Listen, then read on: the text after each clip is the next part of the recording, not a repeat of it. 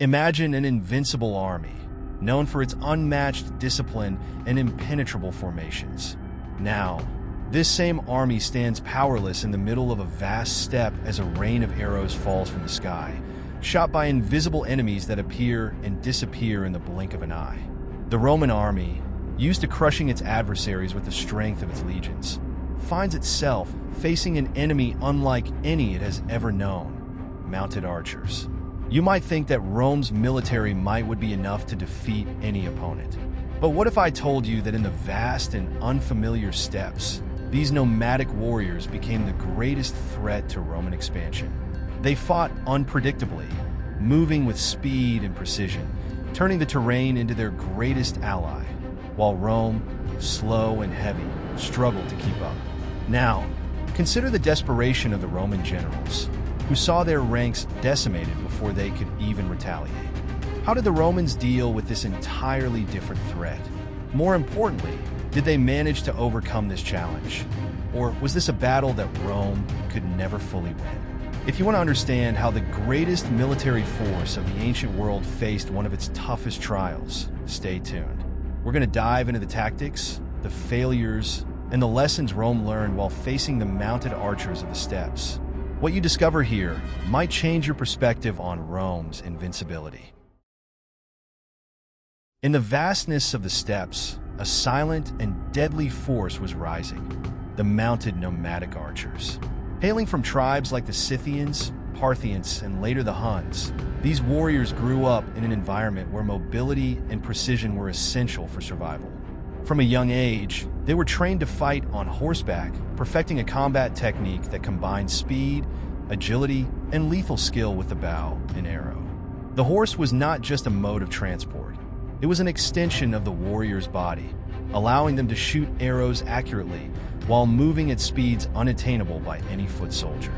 The secret to the success of these archers lay not only in their individual skills, but also in how the open terrain of the steppe favored their tactics. With no obstacles to limit their mobility, they could use the landscape to their advantage, attacking and retreating before the enemy could even respond. The technique known as shooting backward or part a shot was one of the most feared, where archers would fire while retreating at high speed, deceiving their opponents and avoiding pursuit. This combination of constant movement and long-range attack left traditional armies at a significant disadvantage. In addition to their combat skills, these nomadic warriors were unpredictable. They didn't follow conventional battle norms, which confused armies used to more organized fighting. They would appear out of nowhere, wreak havoc, and disappear just as quickly, frustrating any attempts at ambush or counterattack. Their ability to live off the lands they traversed also gave them a significant advantage.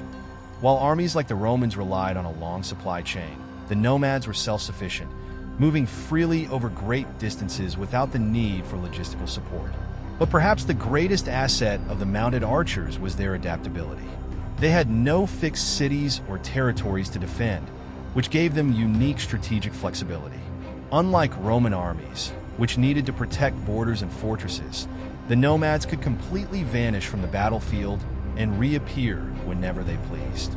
This lack of a fixed target made waging war against them nearly impossible. As for Rome, defeating an army meant taking its territory, but how do you conquer a force that never stays in one place? The psychological impact of fighting an invisible enemy was devastating. Roman generals faced a constant dilemma. How do you combat an army that moves like the wind, attacking and vanishing before the legionaries could even form their famous defensive lines? That was the true power of the mounted archers. Not just their arrows, but the uncertainty and fear they instilled in their enemies, undermining morale even before the first direct confrontation. The Roman army was a war machine, famous for its organization and strict discipline. With its well-trained legions, impenetrable formations, and elaborate strategies, Rome conquered vast territories over the centuries. But in the vast, open steppes, far from the city walls and rugged terrain that usually favored their tactics, the Romans faced an unprecedented challenge. Accustomed to close combat and the use of heavy infantry, they encountered enemies who rarely came close enough to be engaged directly. The famous Roman formations, like the testudo, where soldiers shielded themselves under a collective shield against arrow attacks, were highly effective against static enemies, but proved problematic against mounted archers. While the Roman legions held their positions, waiting for a frontal charge or an orderly battle, the nomadic archers circled from a distance, shooting arrows from all angles. Even the Roman cavalry, fewer in number and not as agile as that of the nomads, struggled to keep pace with these horseback warriors. Rome also relied on a complex and detailed logistical system to support its campaigns, something that worked well in familiar terrains but became a significant obstacle in the steppes. The vast, resource-scarce terrain meant that Roman armies depended even more on long supply lines, making them slow and vulnerable to attacks. While the nomadic mounted archers could disappear across the vast plains after an assault, the Romans, burdened with heavy baggage and supplies, were forced to move slowly, exposing themselves to ambushes and encirclements. Traditionally effective combat tactics were not immediately discarded. There were attempts to adapt the legions to deal with this new threat, including more intensive use of auxiliary cavalry and light infantry. However, each attempt collided with a harsh reality. The nomadic tactics of hit and run did not allow for prolonged engagements. The Romans were always one step behind, trying to react to a force that refused to engage directly. The tight formations that had protected Rome for so long became a disadvantage when the fight depended on speed and flexibility. Another issue was troop morale. The Roman army, used to quick and crushing victories, began to suffer from psychological wear. Soldiers trained for close combat didn't know how to deal with an enemy that never faced them directly. Every battle was not about brute strength, but a constant feeling of helplessness. The legions could be impenetrable in a traditional siege, but in the steppes, they became slow, almost static targets under the constant barrage of nomadic arrows. The situation was exacerbated by their lack of familiarity with the terrain.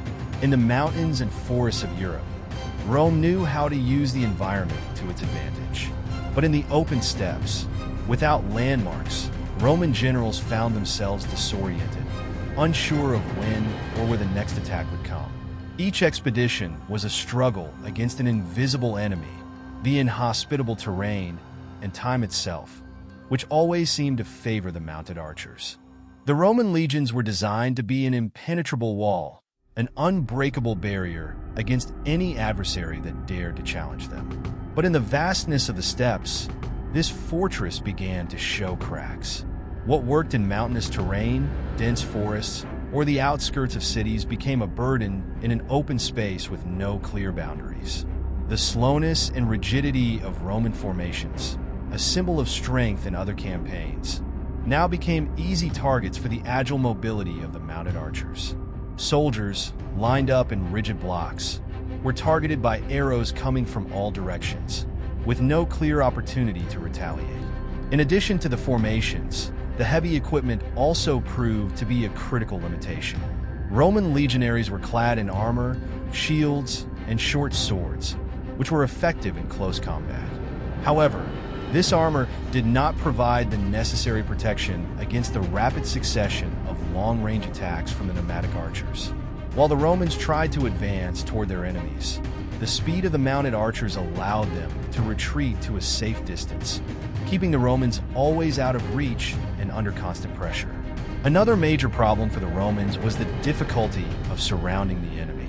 In the steppes, where visibility extended to the horizon without obstructions, the Roman tactic of flanking the opponent became useless. The nomads, who mastered the art of disappearing into the vastness, never allowed the Romans to completely encircle them. They used the open terrain as a strategic advantage, moving fluidly and unpredictably. This ability to continuously attack and retreat frustrated Roman generals, who were forced to adopt a defensive posture, an uncomfortable position for an army accustomed to leading devastating attacks. The issue of logistics could not be ignored either.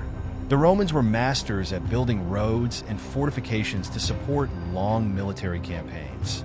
But in the steppes, such constructions were practically impossible, lacking nearby cities or villages to use as bases.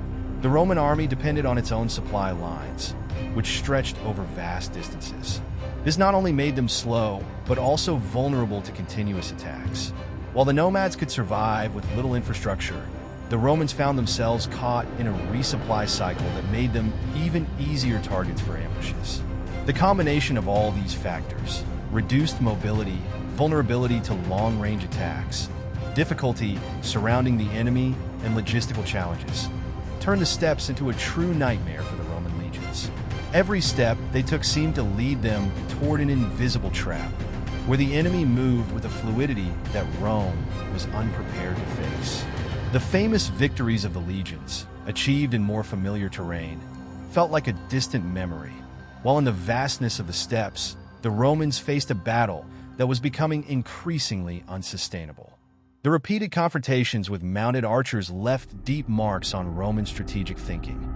Although the Romans never fully managed to conquer the nomadic tribes of the steppes, they learned valuable lessons that would influence their future campaigns. One of the greatest lessons was the need for flexibility in military tactics. The legions, as disciplined and powerful as they were, needed to adapt to new types of combat, especially when facing enemies whose tactics were based on mobility and using the terrain to their advantage. One of the Roman responses was the increased use of light cavalry and auxiliary archers. They realized that to confront mounted archers, they would need a force capable of matching their mobility. The auxiliaries, often recruited from allied or conquered peoples with experience in faster combat, began to play a crucial role in Roman campaigns in more open terrains. Even so, the Romans still faced the difficulty of coordinating these new forces with their heavy legions, which limited the effectiveness of these adaptation attempts. In addition to tactical issues, the Romans also began to rethink their strategic approach to the borders. They recognized that the goal of conquering and holding territories in vast, open areas like the steppes was nearly impractical.